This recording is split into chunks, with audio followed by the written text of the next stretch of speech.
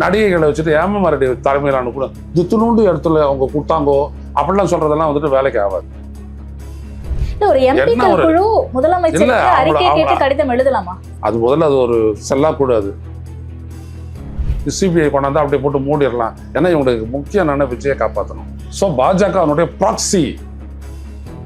நீதிபதி இவ்வளவு விஷயம் சொன்ன பிறகும் கூட நேற்றைக்கு எச்ராஜ் அவர்கள் பேட்டி கொடுத்தாரு. விஜய் என்ன தப்பு பண்ணாரு அப்படின்னு. அவங்களுக்கு என்னன்னா விஜய் வேணும். இவங்களால பண்ண முடியாத ஒரு வேலையை விஜயால பண்ண முடியும்ன்றதுதான் அவங்களுடைய டிசைன். உள்துறை அமைச்சருமே கேள்வி கேட்டுச்சு பத்தியா? ஏன்னா உள்துறை அமைச்சர் கேள்வி கேட்டா போயிட்டு விஜய் கேள்வி என்ன நடந்துச்சு என்ன நடந்துச்சு. இந்த கும்பல் இருக்குல்ல விஜய் அண்ட் கம்பெனி எல்லாமே இவங்க ஃபுல்லா முழுக்க முழுக்க இவங்க ஒரு மோசடி பேர் வழிகள்.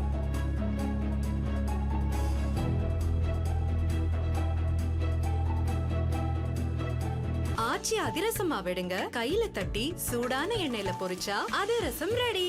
இந்த கரூர் சம்பவத்துக்கு பிறகு தொடர்ந்து பாஜக ஆதரவு கொடுக்கறத விஜய்க்கு நம்ம பார்த்துக்கிட்டே இருக்கோம்ல சார்.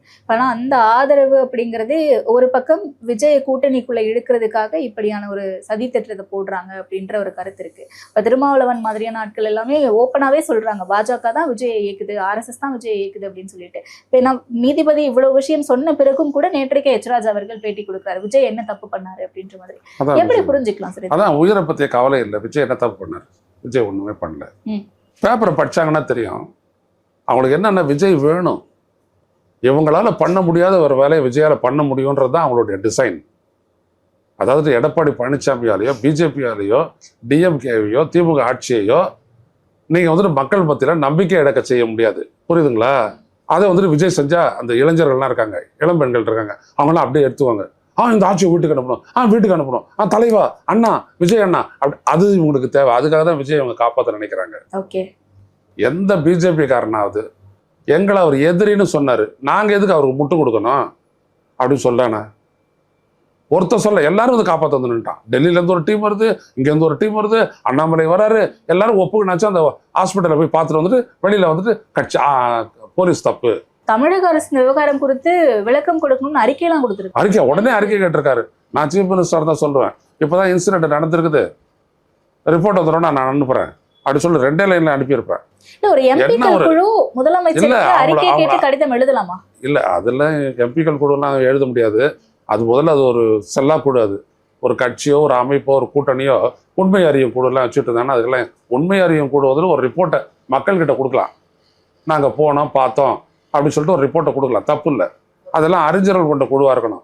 நடிகைகளை வச்சுட்டு ஏமமாரடி தலைமையிலான கூட துத்துணுண்டு இடத்துல அவங்க கொடுத்தாங்கோ அப்படிலாம் சொல்றதெல்லாம் வந்துட்டு வேலைக்கு ஆகாது. அது 4 வழி சாலை அப்படின்றது அங்கே பார்க்குறவனுக்கு தெரியும். எடுத்தாந்து நீங்கள் இஷ்டத்துக்கும் கூட்டம் கூட்டினீங்க அப்படின்னோம்னா எந்த இடமும் தான் பத்தாது. உங்களுடைய மாநாட்டில் ஏன் ஏற்பட்டுச்சு? நெரிசல் ஏற்பட்டுச்சா இல்லையா? அது நான் தத்துணுண்டு இடமா? அது அவ்வளோ பெரிய இடம், 10,000 சேர்லாம் போட்டிங்கல்ல, 1.5 லட்சம் சேரா போட்டிங்கல்ல, அதுதான் 10,000 சேர் உடைச்சாங்க. எத்தனை லட்சம் பேர் வந்தாங்க? அங்கேயே நெரிசல் ஏற்படக்கூடிய சூழல் ஏற்பட்டதுனாலதான் நீங்க 6:30 மணிக்கு பேசி முடிச்சிங்க. அதுல இருந்து ஏதாவது அதுவும் காவல்துறை அதிகாரி சொன்னார் உங்ககிட்ட, இதெல்லாம் எனக்கு தெரியும். ஏன்னா நான் அப்ப விஜய்க்கு ஆதரவா பேசிட்டு இருந்த காலகட்டம். கேட்கறேன், ஏன் தீர்மானம் எல்லாம் நிறைவேற்றணும்னு. ஐயா அங்க நடந்த விஷயம் உங்களுக்கு தெரியாது, எல்லாம் சர்ஜ் ஆகி முன்னாடி வந்துகிட்டே இருக்கிறாங்க. அப்பதான் அந்த காவல் அதிகாரி எங்களை கூப்பிட்டு சொன்னாரு, உடனடியா விஜயை பேச வச்சு மாநாட்டை முடிங்க, இல்லாட்டி இங்கே ஒரு பெரிய நெரிசல் ஏற்படும், எவ்வளோ பேர் சாவறான்ன்றது எங்களுக்கு தெரியாது, எங்களால் இதுக்கு மேலே ஒன்றும் பண்ண முடியாது, உங்கள் விஜயை கூட மேடையிலேருந்து காப்பாற்றி கேரவானை கொண்டு போக முடியாது, அதனால் முதல்ல அவர் பேசி முடிக்க சொல்லுங்கன்னு சொன்னதுனால முடித்தோம். ஏன்னா உடனடியாக எல்லாரையும் வெளியேற்றணும் பண்ணோம், நைட்டுக்குள்ளே வெளியேற்றணும் அப்படின்னு சொல்லிட்டு இதுவே எனக்கு காரணமாக சொன்னாங்க. உண்மையா பொய்யா விஜய்? உங்களுடைய ஒரு மாநாட்டை, அந்த மாநாட்டை 5 பேர் செத்தான், 400 பேருக்கு மேலே மயக்கம் போட்டு விழுந்தான். நடந்துச்சா இல்லையா? இந்த மாநாட்டை நடந்துச்சா இல்லையா மதுரையில்? இப்போ நீங்கள் 20 லட்சம் கொடுக்குறீங்களே, அந்த மாநாட்டில் ஒரு 5, இந்த மாநாட்டில் ஒரு 3, 8 பேர் செத்தா என்ன கொடுத்தீங்க நீங்கள்? தமிழக அரசு 10 லட்சம் கொடுத்ததுனால 20 லட்சம் அனௌன்ஸ் பண்ணுறீங்க. நடிப்பு. இதுதான் இவங்களுடைய ஒரு சந்திப்புலையும் இவங்களுடைய ஒரு ஏற்பாட்டிலையும் இந்த பிரச்சனை ஏற்படுது. ஆனா அதை கண்டுக்காதே அவங்க அப்படியே போறாங்க. இங்க யாருமே அரசியல் பண்ணக்கூடாது, மக்களுடைய நலனை மட்டும் தான் பார்க்கணும் அப்படின்ற வாதம் இருக்கும்போது விஜய் அவர்களுக்கு அங்க பாதுகாப்பு இல்லாத சூழல் இருந்துச்சு. செருப்பெடுத்து வீசினாங்க விஜய் மேல. அதனால அவருக்கான பாதுகாப்பு குறித்து உள்துறை அமைச்சகம் விசாரிச்சிருக்காங்க, கொடுக்க போறதா பரிந்துரை பண்ணிருக்காங்க. ஆமா, உள்துறை அமைச்சகத்துக்கு தான் வேலை. அங்க 1500 பேர் காண போனாங்க. அங்கே நடந்த குப்பை மேலால 1500 பேர் காண போனாங்க, இன்ன வரைக்கும் என்னன்னு தெரியாது. அதை பற்றி உள்துறை அமைச்சர் எதுவும் பேசலை. ரயில்வே ஸ்டேஷனில் ஒரு நெரிசல் ஏற்பட்டுச்சு. அதை செத்தவங்களை பற்றிய தகவல் எதுவுமே வெளியில் சொல்லக்கூடாதுன்னு சொல்லிட்டு நைட்டு 1 மணிக்கு மேலே தகவல் சொன்னாங்க. ட்ரெயினில் ஏறும்போது செத்தவங்க. அப்படிப்பட்ட யோக்கியதை உள்ளவங்க தான் அந்த ஆட்சியில் இருக்கிறாங்க ஒன்றிய அரசில். நான் கேட்குறேன், இந்த இடத்துல நடந்த விஷயத்த ஒரு செருப்பு வந்துச்சு, இதுக்கு வந்து நீ ஆராய்வியா வந்து அதான் செருப்பு எடுத்து அடிச்சவன் எதுக்கு அடிச்சான்னு சொல்லிட்டான்ல, அதை தந்தி டிவியில் போட்டு காட்டினான்ல, எதுக்கு நான் எடுத்து அடிச்சேன். அந்த இடத்துல 10 பேர் செத்து கிடக்குறான் ஐயோ அப்படின்ட்டு அவங்க வந்து கத்திருக்கிறான் மேலே பார்த்து. இவர் திரும்பி நின்று பேசிட்டு இருக்கிறாரு. அது ஒரு ஜனம் வாங்க போயிடலான்றீங்க, உடனே ஓடிட்டீங்க அந்த இடத்த விட்டு. இப்போ இந்த நீதிமன்றம் சொல்லிட்ட உடனே நீங்கள் என்ன பண்ணுவீங்க? இப்போ நீதிமன்றம் ஒரு குழுவை வேற அமைச்சிருச்சு. சிபிஐ கொண்டாந்து அப்படியே போட்டு மூடிடலாம். ஏன்னா இவங்களுக்கு முக்கியம் என்னென்ன விஜயை காப்பாற்றணும். விஜயை காப்பாற்றினா விஜயின் மூலமாக வரக்கூடிய வாக்கு தங்களுக்கு சாதகமானது, திமுகவுக்கு எதிரானது. இதுதான் அவங்களுடைய ஒட்டுமொத்த டிசைனும். உயிரிழந்தவனை பற்றி எவன் கவலைப்பட்டான்? அவ்வளோ தூரம் கவலைப்படுறதுனா அமித்ஷா ஓடி வர வேண்டியதானே, வந்து பார்க்கலாமே. பார்த்துட்டு உடனே சிஎம்ஐயும் போயிட்டு செக்ரட்டேரியட்டில் பார்க்கலாமே, என்ன நடந்துச்சு அது நடந்துச்சுன்னு. அப்போ சொல்லியிருப்பாரு, போயிட்டு விஜய் கேடு என்ன நடந்துச்சு எது நடந்துச்சுன்னு, அப்புறம் என்கிட்ட வான்னு சொல்லியிருப்பாரு. சும்மா பத்திரிகை கேட்டால் அப்படியே பரப்பணும். உள்துறை அமைச்சருமே கேள்வி கேட்டுச்சு பார்த்தியா? ஏன்னா உள்துறை அமைச்சர் கேள்வி கேட்டால் சட்டம் ஒழுங்கு யார் கையில் இருக்குது? எல்லாத்தையும் நீங்கள் போட்டு பீஸ் ஆகிட்டாங்கல்ல நீதிமன்றம். இந்த இங்கே ஒரு அமர்வு, அங்கே ஒரு தனி நீதிபதி, எல்லாம் போட்டு கீழ்ச்சி தள்ளிட்டானுங்கல்ல. அதுக்கு முன்னாடியே நாங்கள் பண்ணிட்டோம். நான் முதல் நாள் அது இன்சிடென்ட் நடக்கும் போதே ஒரு இணையதளத்தில் நான் சொன்னேன், விஜய் தான் இதற்கு பொறுப்பாளி. இப்போ நான் சொல்கிறேன், விஜய் தான் பொறுப்பாளி. நடிக்காதீங்க. நீங்கள் பண்ண தவறு எவ்வளோ பெரிய இது ஆச்சு, அவ்வளோதான். இதை நீங்கள் தொடர்ந்து செஞ்சுட்டு வரீங்க. அதாவது ஜியோபாடைசிங் அப்படின்னு ஒருத்தர் ஆபத்தில் அப்படியே மாட்டி விட்டுறது அப்படின்னு, அதைத்தான் நீங்கள் பண்ணுறீங்க. ஒரு முறையும் உங்களுடைய செயல் தான் பண்ணுது. ஒரு முறை கூட மைக் எடுத்து ஏன் இந்த மாதிரி முன்னாடி தள்ளிட்டு வரீங்க? நான் தான் உங்க முன்னாடி நிற்கிறேன், என்னை பார்த்தது இல்லையா? சினிமாலையும் நல்லா தானே என்னை காட்டுறாங்க, நான் பேசுறத கேளுங்க, நம்ம ஒரு அரசியல் பண்றோம் அப்படின்னு ஒருபோதும் விஜய் சொன்னது இல்லையா? அதை புஷியானது மட்டும் தானே தொண்டை கழிய கத்திக்கிட்டு இருப்பாரு. நீங்க எதுவுமே சொன்னது இல்லையா? ஏன் சொன்னதில்லை? அவர் தான் சார் வழக்கை தொடர்ந்து இருக்காரு. விஜய்க்கு வந்து பாதுகாப்பு இல்லாம போச்சு அந்த கூட்டத்துல. ஏங்க இது தமாஷுங்க, பாதுகாப்பு இல்லை அப்படின்றதுனாலதான் நீங்க ஒரு பஸ்ஸை வச்சு, பஸ்ஸுக்குள்ள ஒரு கூடு கட்டி, கூடுக்குள்ளே ஒரு படிக்கட்டு வச்சு எல்லாம் பண்ணி சுத்திலும் 4 பவுன்சரு பம்பரு எல்லாமே வச்சிருக்கிறீங்களா? எதுக்கு வச்சிருக்கிறீங்க? பாதுகாப்பு தானே. அப்புறம் என்ன வெளில கொடுக்குறது? வேணா 4 துப்பாக்கி சேர்த்து வச்சு இப்படி பார்த்துட்டு இருங்க. உங்களை யார் வேணான்னது? லைசன்ஸ் எங்களுக்கு தரப்போறாங்க. உங்க வீட்டுல ஒண்ணும் இல்லை, நீங்க வீட்டுல உட்காந்துட்டு இருக்கிறதுக்கே இந்த அரசு பாதுகாப்பு கொடுக்குது. இதை விட என்ன வேணும் உங்களுக்கு? வேற என்ன வேணும் பாதுகாப்புக்கு? எல்லாமே இவங்க ஃபுல்லா முழுக்க இவங்க ஒரு மோசடி பேர் வழிகள். இந்த கும்பல் இருக்குல்ல, விஜய் அண்ட் கம்பெனி, அந்த தலைமையில் இருக்க, அது அப்படியே ஒரு மோசடி கும்பல். இல்லாட்டி நான் கேட்குறேன், எத்தனை மணிக்கு நீங்க போயிருக்கணும் நாமக்கலுக்கு? நீங்க கரூர்லாம் அப்புறம் நாமக்கலுக்கு எத்தனை மணிக்கு போயிருக்கணும்?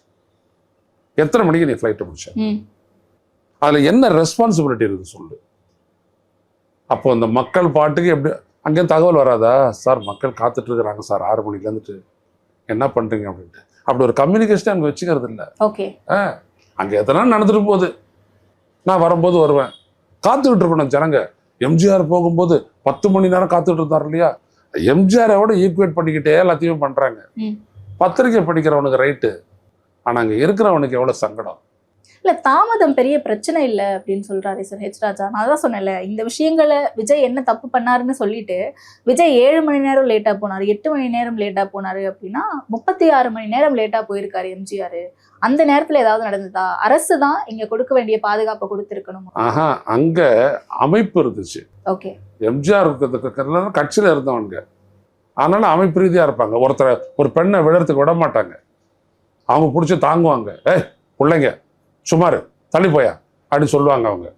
எம்ஜிஆர் பார்க்காத கூட்டம் இல்லை. எம்ஜிஆர் சேர் மேலே நின்று, ஸ்டூல் மேலே நின்று பேசியிருக்கிறாரு. அதெல்லாம் விஜய்க்கு தெரியுமா? நீ பஸ்ஸுக்குள்ள வந்து நேரம் முளைச்சி மேலே வரீங்க, அந்த கதையெல்லாம் எம்ஜிஆர் கிட்ட எல்லாம் கிடையாது. எம்ஜிஆர் கிட்ட சோடா அவர் தண்ணி குடிச்சாருன்னா அதை வாங்கி குடிக்கிறது, சோடா எல்லாமே பாய்வாங்க எம்ஜிஆர் மேலே. அவர் கூட இருக்கிற குண்டு மணியை மற்றவங்கள தூக்கி யாரையும் போட்டதில்லை. உனக்கு தான் பவுன்சரை வச்சுட்டு தூக்கி போடுறான் வெளில. அங்கெல்லாம் அதெல்லாம் எதுவுமே கிடையாது. ஏன்னா அவர் பாதுகாப்புக்கெல்லாம் பயந்தவரெலாம் கிடையாது. ஆனால் அவரோட பிஸ்டல் வச்சிருப்பாரு, பின்னாடி சொல்லி வச்சிருப்பாரு, அது வேற கதை. ஆனால் ஒருபோதும் எதுவுமே நடக்குது. விஜயகாந்தனுடைய இதில் 25 லட்சம் பேர் செஞ்சான். எங்கேயாவது நடந்திருக்கா விஜயகாந்த் கிட்ட? அப்படியே இங்கேருந்து கொரட்டாரு. எனக்கு அவரை பிடிச்சதுக்கு காரணமே அதான். he used to control everything. Control பண்ணுவார். எனக்கு தெரிஞ்ச சில விடயங்களை நான் நீங்கள் சொல்ல விருப்பப்படல, காலகட்டம் வரட்டும் சொல்கிறேன். நேர்மையாகவே அவர் இருந்தார், அரசியல் அணுகுமுறை பண்ணார். அவர் பண்ண ஒரே தப்பு அவருடைய அரசியல் அடிச்சது, அது ஜெயலலிதாவோட கூட்டணி சேர்ந்தது, அவ்வளோதான். அது அவருடைய விருப்பத்திற்கு எதிராகவே நிகழ்ந்த ஒரு விடயம். ஓகே, அவருக்கு அது பிடிக்காது. அவர் அரசியல்வாதின்னு பார்த்தவர் கலைஞரை தான். அவர் ஒத்துக்காத ஒரு நபரோட அவர் கூட்டணி வச்சார். சிரிக்க கூட இல்லை அவர். அந்த இடத்துக்காக, அந்த தர்மத்துக்காக கூட அவர் சிரிக்க மாட்டார். அவருக்கு பிடிக்கலன்னா பிடிக்கல, அவ்வளோதான். அப்படி இருந்த ஒரு கேப்டன். நீங்களாம் என்னது? நீங்க அப்படியே வச்சுக்கிட்டு சைடை நீங்க நெகோசியேட் பண்றீங்க, பேசுறீங்க, பேரம் பேசுறீங்க. அப்படியேப்பட்ட ஆள் நீங்க. அதான் சொல்றேன், மோசடி கும்பல் அப்படின்னு. மற்றவங்க எது வேணாலும் சொல்லட்டும். இதான் இல்ல, ஒரு நிறைவான கேள்வி. ஒரு பக்கம் வந்து முதலமைச்சர் திருமாவளவன் அப்படின்னு சொல்லிட்டு எல்லாருமே பாஜக பின்னாடி இருக்கு, விஜய் பின்னாடி அப்படின்னு சொல்றாங்க. இவங்களும் அதுக்கேற்ற மாதிரிதான் விஜயை தொடர்ந்து காப்பாத்திக்கிட்டே இருக்காங்க. அப்ப இந்த விவகாரத்துல விஜய் மேல வழக்கு பதியவில்லை அப்படின்னு சொல்லிட்டு நீதிமன்றம் கேள்வி கேட்ட பிறகும் பாஜக விஜயை காப்பாத்துறாங்க அப்படின்னா, விஜயை காப்பாத்த போறது பாஜக தான். பாஜக தான் அவருடைய நோக்கமே. நான் ஒன்னே ஒன்று சொல்றேன், பரந்தூர் விமான நிலையத்து ப்ராஜெக்டை எதிர்க்கிறாரு, தமிழ்நாடு அரசு எதிர்க்கிறாரு. ஃபண்டிங் பண்றது யாரு? இந்திய ஒன்றிய அரசு. ஏதாவது சொன்னாரு? டங்ஸ்டன் விஷயத்துல இந்திய ஒன்றிய அரசுக்கு எதிராக போராடினாங்க அந்த மக்கள். தாவேகாவினர் அதில் கலந்துக்கிட்டாங்க. விஜய் ஏதாவது ஒரு அறிக்கை விட்டாரு? கிடையாது. பெரியாரை பத்தி என்னோட கொள்கை தலைவர் அப்படின்றாரு. பெரியாரை பத்தி அவ்வளோ மோசமா பேசுறாரு இந்த சீமான். நான்லாம் பேசினேன், அறிக்கையெல்லாம் நான் அனுப்பியிருக்கேன் விஜய்க்கு. பேசினார் ஏதாவது? கிடையாது. அவங்களுடைய பாலிடிக்ஸ் ஒரு எஜெண்டா. விஜய் அதான் சொல்றாரு, இது நம்ம எஜெண்டா இல்லைன்றாரு. அவ்வளோதான் அறிவு உள்ளவரா விஜய்? நாகப்பட்டினம் பேச எடுத்து பாருங்க, அதில் ஒரு இடத்துல சரி அது நம்ம எஜெண்டா இல்லை, there you are, we got the catch. இதுதான் விஜய். அந்த எஜெண்டாக்கு பின்னாடி இருக்கிறது யாருன்னா பாஜக, அவ்வளோதான். ஸோ பாஜகனுடைய ப்ராக்சி இவர் தனியாக நின்று பண்ணுறாரு. பாஜகனுடைய நோக்கம் என்ன? திமுக ஆட்சி அகற்றணும். எடப்பாடி பழனிசாமி நோக்கம் என்ன? திமுக ஆட்சி அகற்றணும். சிவனுடைய நோக்கம் என்ன? திமுக ஆட்சி அகற்றணும். உன்னுடைய நோக்கம் என்ன? திமுக ஆட்சியை தூக்கி போடணும். நாளைக்கு எல்லாரும் ஒன்றா சேர்த்துக்குவீங்க. அதான் டிசம்பர், கிறிஸ்மஸ். அதான் உங்களுக்கு. ஓகே, சோ என்ன நடக்குது? நடுவில் இந்த நிகழ்ச்சி நடந்ததுனால எல்லாரும் எக்ஸ்போஸ் ஆகிட்டாங்க. அதனால தான் வந்துட்டு அவ்வளோ தூரம் காப்பாற்றுறாங்க. ஃபாசிசம்னு உங்களை சொன்னார்ல, அப்புறம் என்ன ஃபாசிசம் சொன்னவனுக்கு என்ன ஆனால் எங்களுக்கு என்ன அப்படின்னு சொல்லிட்டு உண்மையை பேசுகிறான்ல. ஒரு பிஜேபிக்காரன் உண்மையை பேசுனானா? கிடையாது இல்லை.